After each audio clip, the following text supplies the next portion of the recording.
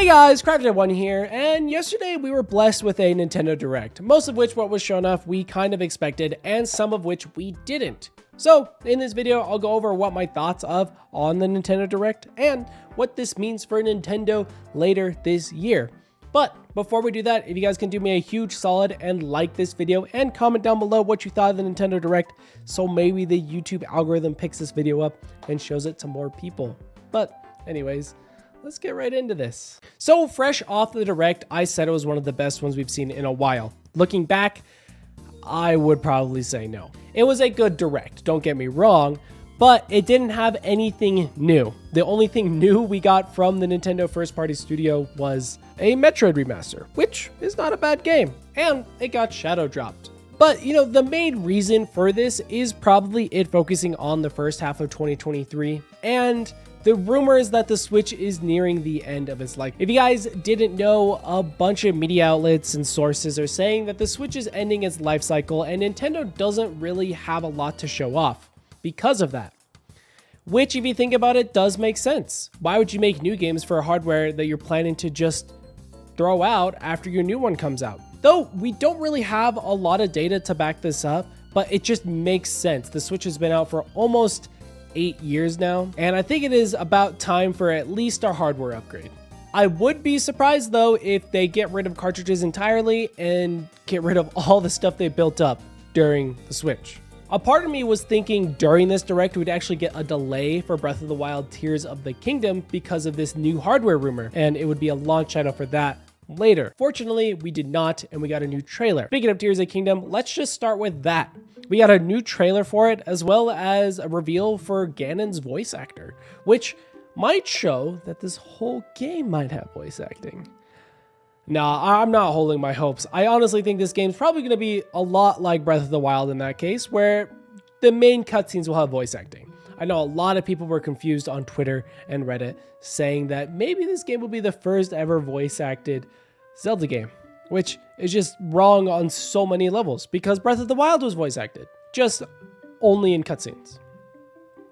Do I think we're going to get more cutscenes, though? Yes. I feel like we've seen a lot from the trailers already, and yet so little at the same time. I'm still so curious on what the story is. We've seen bits and pieces all scattered around. We just don't have any connective tissue. Like the ending with Zelda and Link. Is Zelda dead? Trapped? Is she another damsel? I unfortunately think she is. I think we're only going to be playing as Link again. We're not going to have Zelda as a companion, which is super sad. I really do think it is a missed opportunity, but if that's the game they want to make, I honestly kind of trust them. I trust what they're doing. I still don't know how they're going to handle it being a sequel. But overall, the trailer showed a lot of interesting concepts and a lot of new stuff. A lot of people were worried that this game was just going to be like Breath of the Wild 1.5, but it definitely is showing like a Breath of the Wild 2. There's a lot of new mobs. There's the new gimmicks. There's new mechanics. There's the new buildable vehicles. In the trailer, we saw like a flying tray and a car. People were able to do this in Breath of the Wild, but it wasn't actually a part of the game. It was almost like a bug of some sorts that people were just able to manipulate. So having it being officially recognized by the developers is kind of cool. And hopefully we're going to see a lot more building style things in Breath of the Wild 2. We did see a golem type monster that is made out of blocks, which makes me think that there is going to be like a sort of build your base style thing. Nothing like Minecraft, but more just like you set up camp here. That is just a random theory, probably meant for another video, but those are my overall thoughts on the Breath of the Wild trailer. I'm definitely getting the collector's edition, and the game is $70. They did announce this right shortly after the Direct during a press release. I think for Breath of the Wild, it makes sense, and I'm not complaining at all. It is probably going to be a 300+ hour game, just like Breath of the Wild is. Is this going to be the norm? No, I don't think so. And if it is, then we're going to have issues. But if Pikmin 4 gets a $70 price tag, then I'm going to have questions. Speaking of Pikmin 4, that was probably the weakest part of the Direct. It being probably the longest. It felt like the longest, it being at the start and everything. Overall, the trailer itself, pretty good. It showed gameplay, what it is to expect, but it just felt like Pikmin. To be honest, I wasn't really an avid Pikmin player. It looked like Pikmin. It felt like Pikmin. It didn't really show anything too different, except maybe the dog. But I have a feeling there's going to be a lot more to show on that, especially the whole night mode I think they showed at the end. My memory doesn't serve me right. I'm pretty sure Pikmin has never taken place in the night. When it came to the trailer, I just want to see what makes this Pikmin game different, not just Pikmin game on the Switch. But it was set to come out in April, which is a perfect fitting time for Pikmin. Speaking of other games that are coming out in spring, we got the Splatoon 3 DLC expansion pass being 2 waves, which I am a little surprised. I thought there would be more to Splatoon 3, which makes me a little worried. Hear me out. They said these 2 expansion waves are going to come out this year. A part of me thinks they're going to let go of Splatoon 3 for a Splatoon 4 on another console. That, or they're going to port Splatoon 3 to this new console. I just got this whole new console on my mind. And my one reason for them being like, nah, they would never do that, is they're leaving probably their most played multiplayer game behind. That being Splatoon. So it's either like, this could be a whole video in and of itself, but a new console would mean either a new Splatoon game, a port to the Splatoon game, or backwards compatibility. So having this DLC end at the end of this year could mean there's either more DLC down the line when the new console gets announced, or this is it. It could just be an Animal Crossing where it's a really popular game and they just don't do a lot of DLC for it. But the DLC that we are getting, super cool. We're getting a return to Inkopolis Plaza in Splatoon 1 with Callie Marie. I wonder how they're going to fit that into the whole story thing. Probably not. Nothing too crazy. I hope we get a little bit of story of them wanting to go back into the idol sphere and singing. They said they're going to play during Splatfest, though I don't know how that's going to work because there's 3 teams. Maybe Callie Marie gets to choose their own teams as well. I think that'd be cool. I do like the new characters in the shop. Sheldon has kids, I guess. But overall, I do like the idea of returning to Inkopolis Plaza. And then Octo Expansion 2, or the second expansion coming out sometime late 2023. Looks expansive. It looks crazy. It just a little bit we saw. I know like the Octoling story, I feel like is 10 times more better than the Inkling story. And I hope it lives up to the hype. Because I'm honestly, just from the short clip, it looks creepy. It looks like the Majora's Mask of Splatoon. And that's what I like about it. Next, we have Mario Kart 8 Deluxe's Wave 4 getting set to release sometime in spring, which only has 6 weeks left. This also goes for the first expansion of Splatoon 3. But that's actually super close. Right now, we have announced Yoshi Island Trek and Birdo as a new character. It was announced after the Direct that every subsequent wave is going to have a new character as well. So we have 2 more characters after this one to complete the wave. And it's honestly crazy to find out that we only have 2 more waves left of this booster course, if my memory is serving me correct.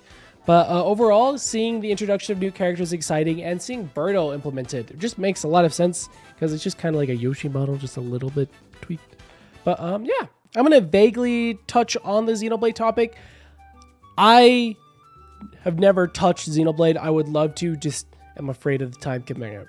But I know a lot of people, Toasted Cube being a friend on Twitch, one of them, that says that the tease that they had for the Volume 4 story was pretty crazy. And I could probably empathize with what they're feeling like when it comes to like Splatoon expansion stories and everything like that. But they're doing well with Xenoblade.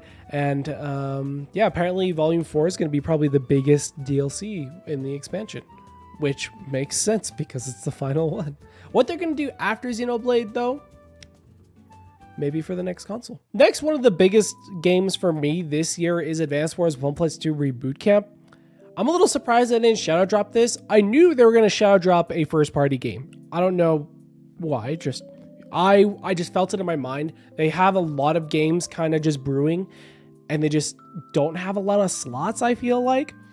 But Advance Wars coming out in April makes sense, but I kind of wish it did get shadow dropped and Metroid maybe took its place for April. We'll get to Metroid after this, but Advance Wars looking really good. Looks like they're adding a bunch of animations to the game since they've held on to it, which I feel like is a good thing. If they're gonna delay a game for, you know, external reasons, you know, might as well improve upon it. And it looks like they did a lot, though I think this is probably gonna be the end of their improvements because they didn't really like say anything, but they did show a really cool animation when it comes to clips in the game and probably an opening scene as well. So overall, super excited for Advance Wars. This comes out in April. The Metroid Prime remake got shadow dropped. This was a little bit of a surprise. I mean, it looks really good, and judging by early reviews, it is a really good upgrade to the GameCube game. I would love to play it, but like the problem with shadow dropping such a big game like that, you just didn't expect it. And this weekend you have, you know, you have the Greninja Raids Part 2, and you also have the Splatfest. I'll be streaming those both live on Twitch. But it was like, it's kind of crazy. If they were to ever do it with a franchise, I think it would be Metroid. Metroid is probably their lowest performing first party franchise. So if you were to ever shadow drop a game and not like lose too much in the marketing cycle and actually gain something for the marketing cycle, it would be with Metroid. And I hope the sales for this game do really well, despite it being a shadow drop, so that Metroid Prime 4 hopefully gets another big bump in sales. Let's not have Metroid be the worst performing first party Nintendo game. But speaking of Metroid, we have Metroid Prime 2 and other GBA games for Nintendo Switch Online. I said this a bunch during my reaction. You could watch that in one of the corners. But I think the expansion pass is officially worth it. With the introduction of Game Boy games and Game Boy Advance games, there's a lot to be put on the table. It just depends what games they put on. If they just leave it as is, okay, maybe not. But I'm looking into the future. There's a lot of Game Boy Advance games that are really good that they could put on there. I can imagine Castlevania, maybe even a port of the Japanese exclusive Rhythm Heaven. And if they ever make another Rhythm Heaven game, just port that one to the Game Boy Advance. It would make a lot of sense. Maybe even the original Advance Wars. They kind of did that with Link's Awakening. They have a Link's Awakening DX, and we already have a remake, so why not? Maybe a little after the game comes out, they could release it. But a whole bunch of opportunities just opened up when it comes to Game Boy and Game Boy Advance games. With the Pokemon Bank service shutting down on the 3DS, I wouldn't be surprised if you're able to transfer your Pokemon into Pokemon Home from your NSO playthrough. I just don't know how that would work because of save states. We'll see. I wouldn't be surprised because right now, once that service shuts down on the game or on the 3DS, we're kind of screwed when it comes to DS games and stuff like that until we get ports starting to come. I do think it's a little weird that we didn't get the Splatoon 3 DLC as an expansion for NSO. I do think that's a missed opportunity to just add more value. I thought it would just be like a 100% thing. Whenever there's a new DLC, they would just add it. Because, I mean, it's a first-party Nintendo, they could just do it. I don't know. But that's about everything I can remember about the Direct. Overall, it was super solid for February 1. It set up the year nicely, and there's still a lot of questions that we can't have. My prediction for the Summer Direct, that's the Direct that happens during E3, is we're not going to get a lot of announcements of games. We're going to get an announcement of new hardware. I might be wrong. That's a prediction for another time. If we can look back at this and laugh at me when I'm wrong. But what do you guys think of it? If you guys want to watch me do the Splatfest and Greninja raids, don't forget to follow me on Twitch and join the Discord where we talk a lot about this stuff without the YouTube comments. Anyways, I'm Crafty Type 1 and I'll see you guys in the next video. You guys have a nice night. Adios.